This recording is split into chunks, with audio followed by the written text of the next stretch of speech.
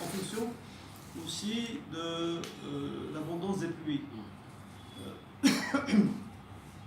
Bon, cette année, ça a été une année assez faible en pluviométrie. Par rapport à l'année dernière, par exemple, l'année 2018 a été la plus mauvaise année par rapport à 2015, 2016, 2017. Ça, c'est d'après les statistiques que nous avons. En termes de pluviométrie, c'est la plus mauvaise année.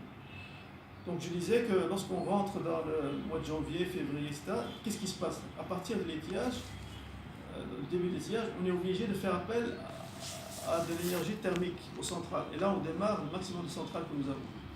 Et ces centrales viennent compenser le manque d'eau et le manque de production.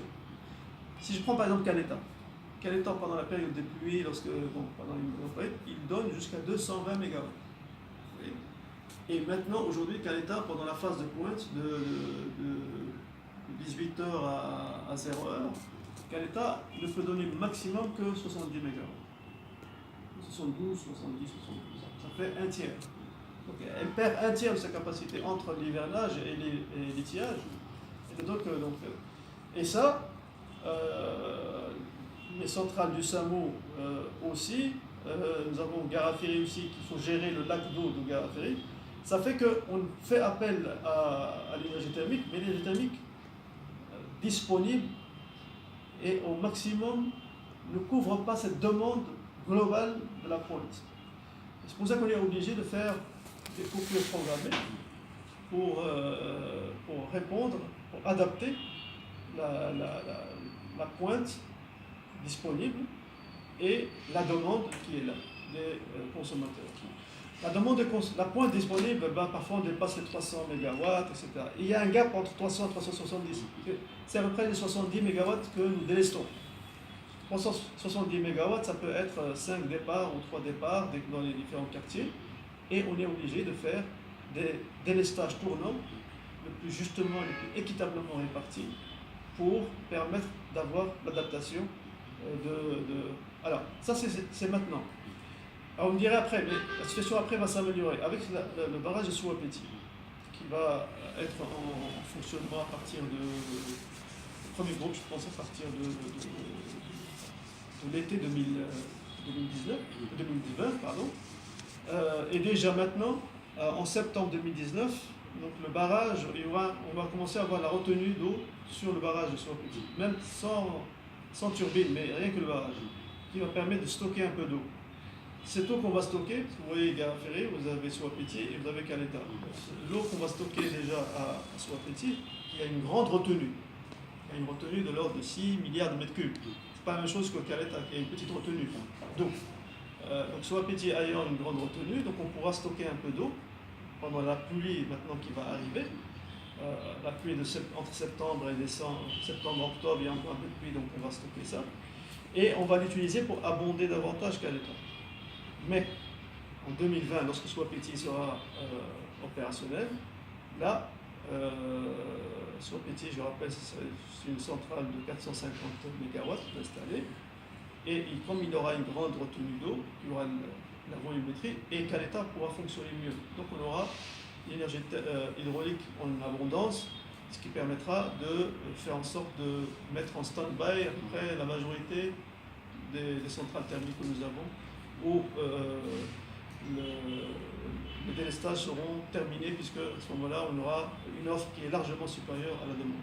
Okay. Vous avez parlé tantôt des factures, ce qui m'amène à vous poser la question relative au compteur prépayé que vous avez commencé déjà l'installation. Aujourd'hui, on peut savoir à quel niveau en est-on par rapport à la pose de ces compteurs. Est-ce que la majorité des quartiers de la capitale sont déjà fournis par ces compteurs, ou bien quelle est la différence entre ce qui est fait et ce qui reste? En fait, les compteurs aujourd'hui, on a un parc qui doit tourner autour de 145 000 compteurs qui sont posés à raccorder, alors que vous voyez que le nombre de clients dépasse les 500 000. Donc la pose des compteurs est un processus de longue haleine, parce qu'il faut généraliser, pas uniquement à Conakry, dans les centres de l'intérieur, et ça va demander des années de travail.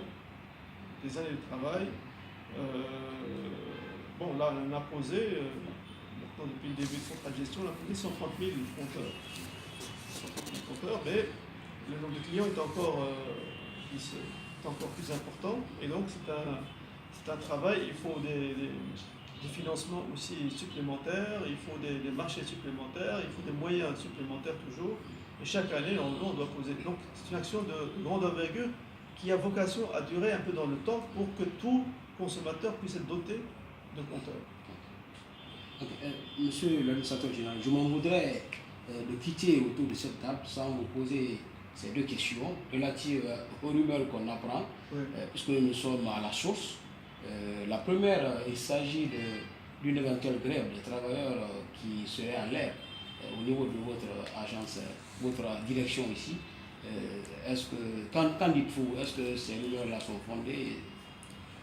Donc, en fait, comme dans la vie de toute entreprise, toute organisation, il y a toujours dialogue entre la direction et les partenaires sociaux, et parfois il y a des revendications, et parfois, bon, ça fait partie de la vie de l'entreprise, donc ça fait 30 ans que je suis dans le métier.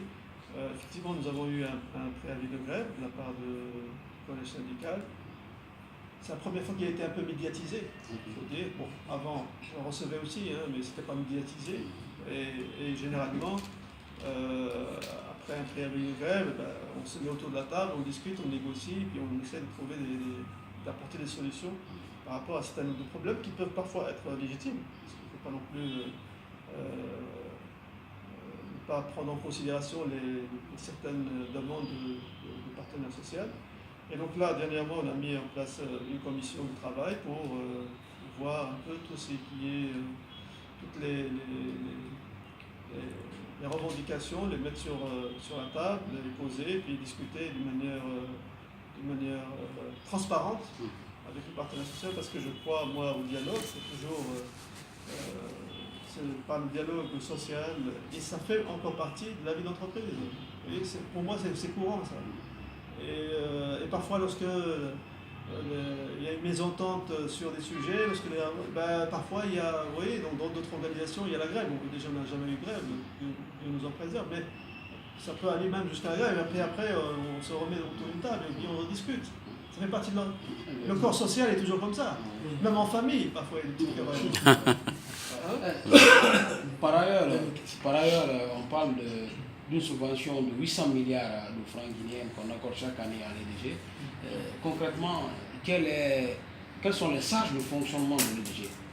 Ça s'élève à combien les charges? En fait, les charges de fonctionnement de l'EDG sont majoritairement, grande majorité, c'est le combustible, c'est l'achat d'énergie, c'est les producteurs privés, parce que quel État appartient à une entreprise qui est moitié-moitié, moitié CWE, moitié État, mais l'EDG doit payer l'énergie qu'elle achète ici. Vous avez des centrales thermiques aussi, donc c'est l'énergie qui s'achète sans carburant, je ne parle pas que l'achat d'énergie. Donc on achète, donc entre l'achat d'énergie et le carburant, ça représente le gros paquet des charges de l'EDG. Le chiffre, et oui, ça dépasse les 2800, 3000 milliards de charges. 3000 milliards. Donc, alors, par rapport à, c'est quoi la subvention des 800 milliards? En fait, la subvention de 800 milliards, c'est à quoi? D'abord, normalement, EDG dans le temps, dans le futur, n'a pas vocation à continuer à être subventionné. On est tous d'accord. Une société, et parmi d'ailleurs les éléments du plan de redressement interne, c'est que EDG puisse être une société autonome financièrement, économiquement, et qui puisse ne plus être subventionnée par l'État. Mais pour ça, il y a un certain nombre de préalables. Il y a aussi le volet opérationnel dans lequel nous travaillons, mais aussi le volet tarifaire. Et le tarif qui rentre en ligne de compte, parce que si le tarif n'est pas en adéquation avec les coûts de production, vous avez la différence qui fait que structurellement, vous devez subventionner le secteur pour combler la différence entre un tarif par rapport au coût de production. C'est ça les 800 milliards, c'est justement combler la différence entre le tarif et le coût de production qui sont plus chers que par rapport au tarif. Voilà, et c'est ça qui fait que aujourd'hui, dans le futur, il doit y avoir un certain nombre de réformes aussi tarifaires qui doivent être aussi prises en considération pour permettre à cette subvention de se réduire dans le temps. Ça doit se faire progressivement, on ne peut pas faire d'un seul coup. C'est un long processus qui fait que la subvention doit avoir tendance à diminuer progressivement au fur et à mesure que les réaménagements tarifaires se font progressivement pour permettre un équilibre des coûts. Pour terminer, on apprend que Veolia